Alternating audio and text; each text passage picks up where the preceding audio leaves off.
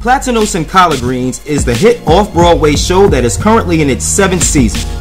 It was written by David Lamb, produced by Jamila Lamb, directed by Summerhill 7, and is currently staged by Donnie Comas.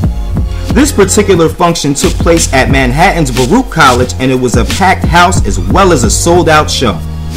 This short documentary, Dinnertime, will take a look at some of the behind-the-scenes actions and interviews with a few of the people who are involved in what the New York Times calls a modern-day West Side Story.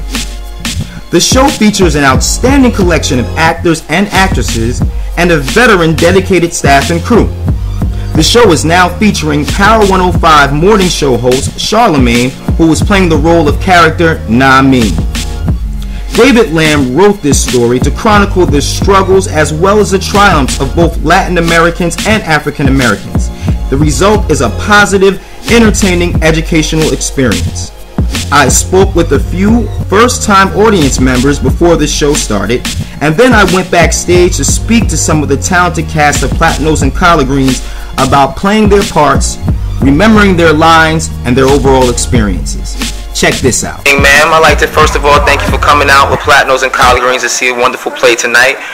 What prompted you to come to the play and how did you hear about it? Well, my daughter won the tickets. Okay. And she invited her mom because she had to work tonight. Yeah. How y'all doing? My name is Jason Wright. I heard about this play, Platanos and Collard Greens, a couple of years ago. I've been trying to get here to see it, back to New York for a minute. On the radio, you know, Charlemagne's been in it.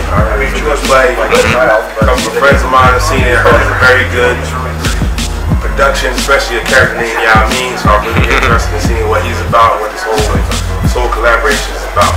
All right. Well, enjoy the show, my man. Thank you very much. All right. Definitely, this has been a play that's been around for a very long time. So that's definitely a blessing in of itself to be able to say that I've been a part of this production that's been around for a long time. Right. It's got a long-standing history within the community, within broader communities. They've been all around the world, right, around this country. So that's very rewarding just to say I'm a part.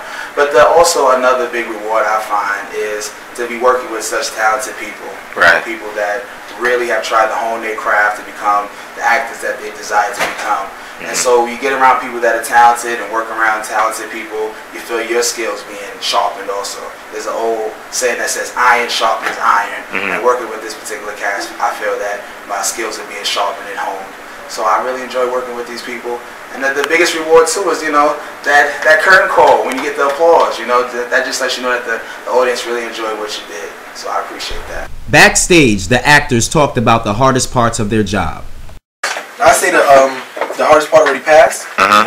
Regarding you know, just really prepping yourselves for the part. I guess every day is a different challenge because we have a company, so we constantly switching actors. So it's like today I may be Namin, tomorrow I may be Freeman.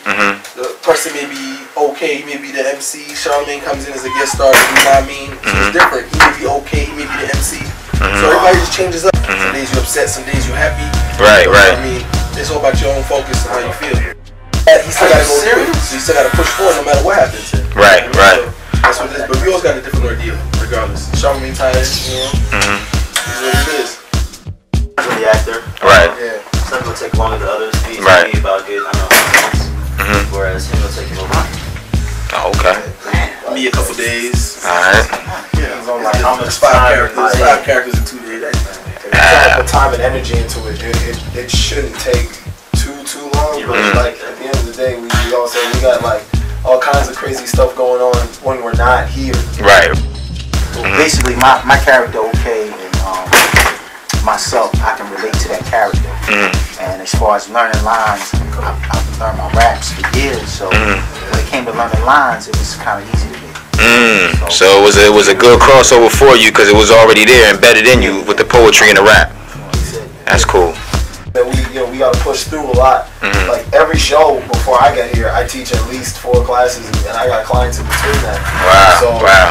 You know, like I come here physically exhausted every Saturday night. Right. But it would be unfair to the rest of the team, the rest of the cast, for me to let that, you know, cause me to have a whack show. Right. You know, Right. That's not fair. That's not cool at all. You know, so like we come in here and we put it out there, you know, for the audience, which ends up being usually our people. No doubt. So, you know, we go out and we go hard. every show. That's what's up. I then hit the stage to check out Charlemagne and some of the other actors in rehearsal. Like she been watching too many Red Fox reruns.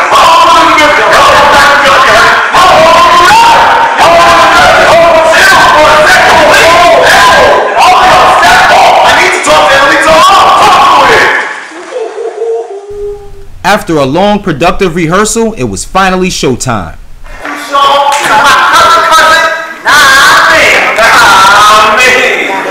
And what we want y'all to do is vote for Freeman and Matt. They running for student government president, nah, me, and vice president, respectively, nah, me. And when they're elected, nah, me, they gonna get you more days in the locker. Help you get your study on, nah, me. They also gonna get you more Dallas classes. Say it with us, y'all. More Dallas classes. More Dallas classes. Swim team, more Dallas classes. I mean, more Dallas classes. Swim team, more Dallas. Oh, but it's so good. It's so long. Talk to it, man.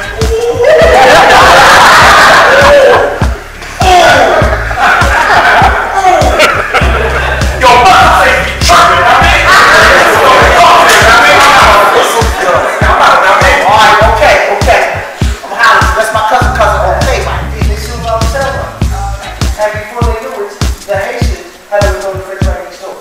See, they had to develop a way of maintaining the power. And this was done by the...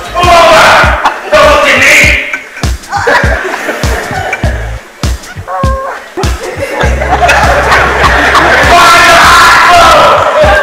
Keep your eyes open!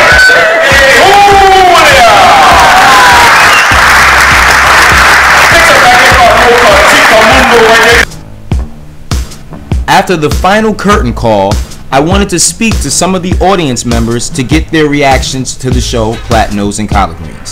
This is what they said. I think Platanos and Collard Greens is an excellent break. Every Latino and Black person should see this play. I encourage everyone to go and see it. What cultural, impact do you think this play will have on people if they come see it? I think it opened your mind and your thoughts about the culture, knowing that we have people think that we're different and we're not different. We're so much the same. Right. What is it about the play Platanos and Collard Greens that you feel makes the connection to the people that come and view it? I think people connect to the play because it's dealing with real world issues. I think people have always dealt with questions of love and angst, and are they going to be accepted by someone, or is someone going to be acceptable to their family and their friends, and it's just something that I relate to. Okay. What are just one of the important lessons that you feel like people can learn from this play by watching it? That most of us, no matter how specific our individual experiences are, most of us have really, really common roots. Like a lot of people, it's just branches on the same tree. We're just part of the same family. There's very little difference between people. Because I feel like the people who come to view it are coming from that demographic, like they're either Black or Latin, and I guess sometimes even white people also.